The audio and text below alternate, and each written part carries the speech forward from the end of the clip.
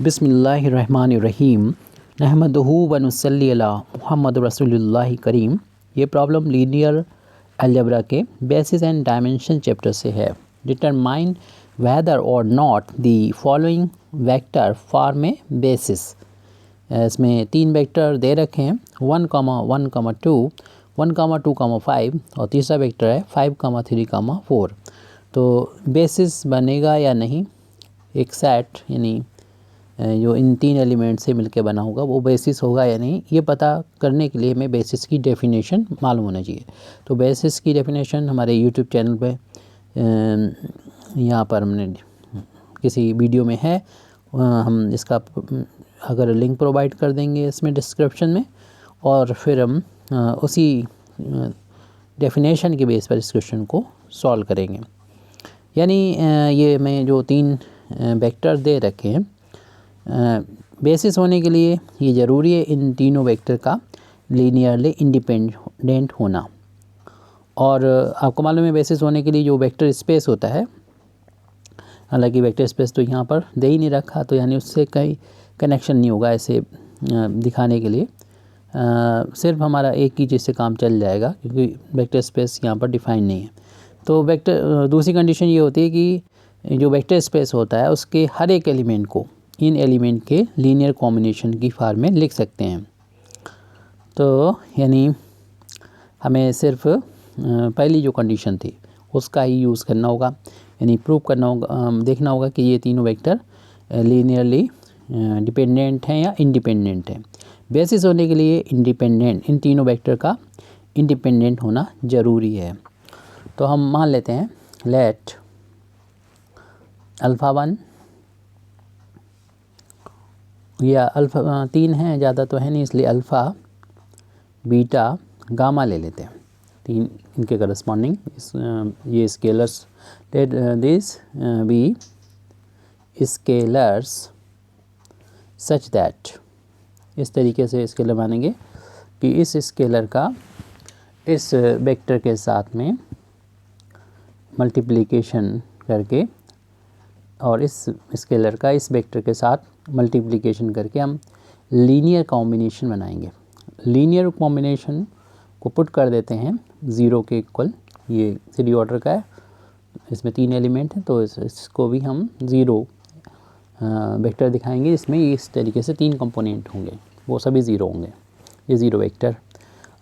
अब हम इसको सॉल्व करेंगे। सॉल्व करने के बाद अगर सभी अल्फ़ा बीटा गामा की वैल्यू, सभी की वैल्यू को 0 आ जाती है, तो ये वेक्टर्स ये तीनों दे रखे हैं वो लीनियरली इंडिपेंडेंट होंगे। तब हम कह सकते हैं कि बेसिस की जो 2 कंडीशन होती है, इसमें एक कंडीशन सेटिस्फाई हो जाएगी और फिर हम दूसरी कंडीशन को देखेंगे कि वो सेटिस्फाई हो रही है, फिर हम कह देंगे बेसिस बनाते हैं। लेकिन दूसरी कंडीशन हम इसलिए नहीं बता पाएंगे क्योंकि बेसिस इसमें जो वेक्टर स्पेस है वो दे नहीं रखा है। इसका मतलब पहली कंडीशन सेटिस्फाई नहीं होगी, यानी ये वेक्टर्स लीनियरली इंडिपेंडेंट नहीं होंगे, यानी लीनियरली डिपेंडेंट होंगे। मींस अल्फ़ा बीटा गामा की वैल्यू 0 के इक्वल नहीं आएगी, भले ही इनको हम मल्टीप्लिकेशन करके इनका सम 0 के बराबर पुट कर दें। तो हम इसको आगे बढ़ाएंगे और सॉल्व करेंगे, अल्फ़ा बीटा की वैल्यू फाइंड करेंगे और हमें देखते हैं क्या आती है। तो कैसे सॉल्व करते हैं, ब्रैकेट के अंदर अल्फ़ा को जब ले जाएंगे तो अल्फ़ा का तीनों में इंटू हो जाएगा, अल्फ़ा कमा 2 अल्फ़ा। इसी तरीके से बीटा का 2 बीटा, इसमें 5 बीटा हो जाएगा। गामा को भी अंदर ले जाएं, 5 गामा और 3 गामा और 4 गामा। कुछ चीज़ों को आप डायरेक्ट भी कर सकते हैं। राइट हैंड साइड में 0,0 है।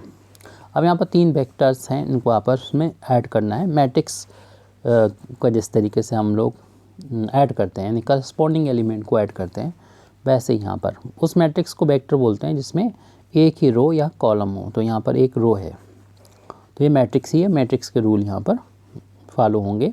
तो अल्फ़ा प्लस जो पहले एलिमेंट हैं, यानी फर्स्ट रो फर्स्ट कॉलम के जो एलिमेंट हैं उन एलिमेंट को आप ऐड कर दें। फिर दूसरा यानी फर्स्ट रो सेकंड कॉलम के जो एलिमेंट हैं उनको ऐड कर देंगे। इसमें तो अल्फ़ा है यहाँ पर, और ये बीटा है, 2 बीटा है, और ये 3 गामा है। उसके बाद जो फर्स्ट रो थर्ड कॉलम के जो एलिमेंट हैं, यानी 2 अल्फ़ा है, फिर 5 बीटा है, और यहाँ पर 4 गामा है। उन तीनों को ऐड करने के बाद ये 0 के इक्वल तो चल ही रहा है। अब दो वेक्टर अगर आपस में इक्वल हैं तो करस्पॉन्डिंग जो कंपोनेंट होंगे आपस में इक्वल होंगे। तो इस तरीके से alpha plus beta plus 5 gamma की वैल्यू 0 के इक्वल आएगी। इसे इक्वेशन नंबर 1 डाल देंगे। ऐसे इसकी वैल्यू भी 0 के इक्वल आएगी, यानी alpha plus 2 beta plus 3 gamma is equal to 0। इसे इक्वेशन नंबर 2 डाल देंगे। ऐसे यहाँ पर ये 2 alpha plus 5 beta plus 4 gamma is equal to 0। इसे इक्वेशन नंबर 3 डाल देंगे। यहाँ पर देख रहे हैं कि अल्फ़ा बीटा गामा में 3 होमोजीनियस इक्वेशन है, linear equation, homogeneous linear equation है। और इसे सॉल्व करने का तरीका हम क्रॉस मल्टीप्लिकेशन मेथड यूज़ करेंगे। लास्ट के जो 2 इक्वेशन है, आप कोई भी 2 इक्वेशन ले सकते हैं, हमारे लिए आसान रहेगा, इसलिए हम लास्ट के 2 इक्वेशन को क्रॉस मल्टीप्लिकेशन मेथड से सॉल्व करें। यानी पहले तो हम अल्फ़ा यहाँ पर लिखेंगे, ये अल्फ़ा है, और इसके अपान में एक सेकंड ऑर्डर की डिटरमिनेंट बनेगी। तो इसमें से कोफिशिएंट लिखे जाएंगे जो बीटा और गामा के हैं, बाद वाले जो कोफिशिएंट हैं, यानी 2 है, 3 है, 5 और 4। ये डिटरमिनेंट है, जो फर्स्ट रो है और ये सेकंड रो है, ये कॉलम है, ये फर्स्ट कॉलम, ये सेकंड कॉलम है। ऐसे बीटा के अपान में बीटा है, इसके बाद वाला आप जो लिखेंगे 3, 4 इस कॉलम को लिखेंगे, और फिर इसके यहाँ पर कोफिशिएंट नहीं है तो 1 होगा, 1, 2। फिर इसी तरीके से गामा के अपान में, तो गामा को छुपा लीजिए, इसमें इस कॉलम को लिखेंगे 1, 2 को, 1, 2 और 2। फिर यहाँ पर इसके कोफिशिएंट बीटा के 2 और 5। इसको हम लोग सॉल्व करते हैं। जो सेकंड ऑर्डर की डिटर्मिनेंट्स हैं, तो क्रॉस मल्टीप्लिकेशन ये हो जाएगा 8 माइनस का 15। इसको सॉल्व करते हैं, इसका इंटू इसमें, यानी 6 माइनस का 4। ऐसे ही यहाँ पर गामा अपान ये 5 माइनस का 2 2 जा 4 हो जाएगा। तो अल्फ़ा अपान ये माइनस का 7 बचा, बीटा अपान 2 है और गामा अपान 1 आ गया। और इस जब सॉल्व हो जाए तो इसको हम के इक्वल मान लेते हैं, सभी जो है वो से ये के बराबर मान लिया। तो ये वैल्यू यानी अल्फ़ा अपान -7 भी के इक्वल है। इसी तरीके बीटा अपान 2 भी के इक्वल है, और ये गामा अपान 1 भी के इक्वल है। यहाँ से हम अल्फ़ा बीटा गामा की वैल्यू फाइंड कर सकते हैं। 7 का उधर इंटू हो जाएगा, माइनस का 7k मिलेगा। बीटा की वैल्यू यहाँ पर 2k हो जाएगी, और गामा की वैल्यू 1 टाइम्स k यानी k हो जाएगी। हमने अभी लास्ट के 2 इक्वेशन का यूज़ किया था, पहला इक्वेशन छूट गया है। अब इन अल्फ़ा बीटा की वैल्यू जो हमने लास्ट के 2 इक्वेशन से फाइंड की है, इसको हम इक्वेशन नंबर फर्स्ट में पुट करेंगे। वहाँ से हमें अगर k की वैल्यू 0 मिलती है फॉर एग्ज़ाम्पल, तो हम यहाँ रखेंगे k बराबर 0, तो देखेंगे कि अल्फ़ा भी 0 हो जाएगा, बीटा भी 0 और गामा भी 0। लेकिन हमें अगर कोई आइडेंटिटी मिलती है, यानी प्रूफ हो जाए जितना लेफ़्ट हैंड साइड है उतना राइट हैंड साइड, यानी अगर राइट हैंड साइड 0 है तो लेफ़्ट हैंड साइड भी 0, तो यानी k की वैल्यू हम कोई भी यूज़ कर सकते हैं आर्बिट्रेरी, यानी k की वैल्यू 1 भी ले सकते हैं, k की वैल्यू 2 भी ले सकते हैं, इस तरीके से 1/2 भी ले सकते हैं k की वैल्यू, यानी कुछ भी वैल्यू फिर हम ले सकते हैं अगर एक आइडेंटिटी मिलती है। अगर हम इन वैल्यूज़ को इक्वेशन नंबर 1 में पुट करें, लास्ट के 2 इक्वेशन 2 और 3 से वैल्यू फाइंड की है क्रॉस मल्टीप्लिकेशन मेथड से, और हम यानी 2 से निकालें और तीसरे में पुट करें, और इससे k की वैल्यू अगर 0 मिल जाती है तो ये अल्फ़ा बीटा गामा सभी 0 हो जाएंगे और वेक्टर्स लीनियरली इंडिपेंडेंट हो जाएंगे। लेकिन अगर ऐसा नहीं है कि अल्फ़ा बीटा गामा की वैल्यू 0 नहीं आती है, वो तब नहीं आएगी जब k की वैल्यू 0 के अलावा कुछ और होगी। और ये तब जब हम देखेंगे कि इन वैल्यू को जब पुट करेंगे इक्वेशन नंबर 1 में, उससे हमें कोई आइडेंटिटी मिल जाएगी, यानी जितना लेफ़्ट हैंड साइड होगा उतना राइट हैंड साइड, फिर अपनी हमारे पास मर्जी होगी, हम k की वैल्यू कोई भी यूज़ कर सकते हैं। यानी इस बात पर डिपेंड नहीं करेगा कि ये k की वैल्यू क्या हो, ये इक्वेशन k की इन वैल्यूज़ k की किसी भी वैल्यू के लिए सेटिस्फाई हो रहा है तो फिर आइडेंटिटी हो जाएगी, मिलेगी, तो हम k की वैल्यू यानी कोई भी चूज़ कर सकते हैं। तो यस, अब हम इक्वेशन नंबर 1 में इन वैल्यूज़ को पुट करेंगे।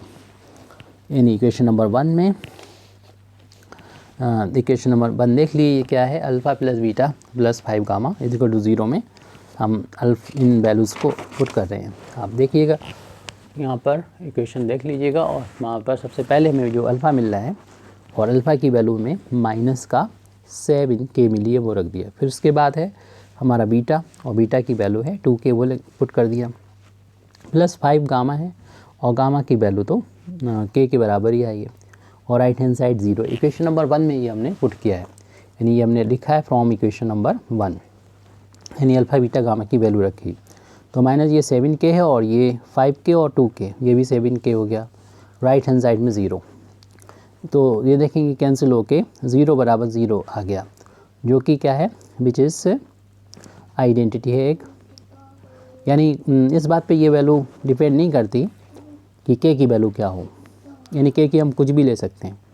तो taking k is equal to 1 भी ले सकते हैं, 1/2 भी ले सकते हैं, 2 भी ले सकते हैं, -2 भी ले सकते हैं, कोई भी रियल वैल्यू पुट कर सकते हैं। तो उससे हमें एक अभी हमने जो पीछे अल्फ़ा की वैल्यू फाइंड की थी 7k, वहाँ पर अगर पुट करेंगे तो देख रहे हैं कि ये -7 मिल रहा है।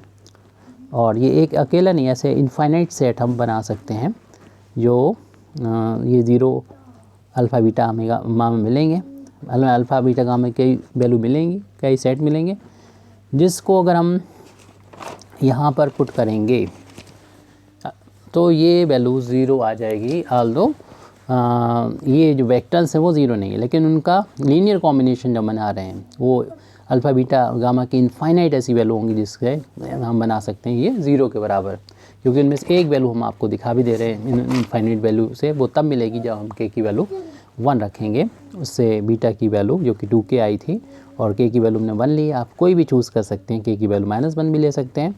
इस तरीके से एक सेट हम दिखा दे रहे हैं सिर्फ, और ये 5k है, गामा की वैल्यू शायद k थी, और इसमें हम k की वैल्यू 1 रख रहे हैं। इस तरीके एक सेट हमें मिल गया है। तो देख रहे हैं कि ये सारे 0 नहीं हैं, since alpha beta gamma not all 0। अगर सभी 0 आ जाते तब तो ये वेक्टर्स जो तीनों थे वो लीनियरली इंडिपेंडेंट होते, लेकिन ये सारे 0 नहीं है, बल्कि एक भी 0 नहीं है। अगर माना 1-2 0 भी हो जाए और एक 0 ना हो, फिर भी हम यही बात बोलते कि ये लीनियरली डिपेंडेंट होंगे। तो यहाँ तो सभी जो है वो कोई भी 0 नहीं है। अगर 2 भी 0 होते और एक ना होता, फिर भी यही बात लिखते कि ये लीनियरली डिपेंडेंट है। Since alpha beta gamma are not all 0, so therefore the given vectors are linearly dependent। जबकि हम लोग जानते हैं कि जो सेट हमारा होता है कोई भी, वो सेट जो कि यहाँ पर 3 वेक्टर दे रखे हैं इनसे बना है, ये बेसिस तभी कहलाएगा जब उनके जो वेक्टर हों वो लीनियरली इंडिपेंडेंट हो। लेकिन हम देख रहे हैं कि जो एक सेट हम बना रहे हैं जो गिवन वेक्टर्स का है, उसके वेक्टर लीनियरली इंडिपेंडेंट नहीं है। हम लोग जानते हैं कि कोई भी सेट तभी बेसिस बनाता है, ये बेसिस तभी कहलाता है जिस 2 कंडीशन सेटिस्फाई करे। वो डेफिनेशन देख लीजिएगा। फ़िलहाल एक ही कंडीशन जो हमारी पहली है जो हम डिफ़ाइन करते हैं, लीनियरली इंडिपेंडेंट होना, वो नहीं हो पा रही है। तो हम कह सकते हैं द सेट या given vector not form A basis, या हम इसको अगर इससे डिफ़ाइन करते हैं the set S is not a basis, तो ये बेसिस नहीं है। ये हमको प्रूव करना था। थैंक यू वेरी मच, मतलब इसमें बताना था कि बेसिस है या नहीं, तो यस बेसिस नहीं है। Thank you very much Indeed for listening me. व आखिर दावाना अल्हम्दुलिल्लाहि रब्बिल आलमीन।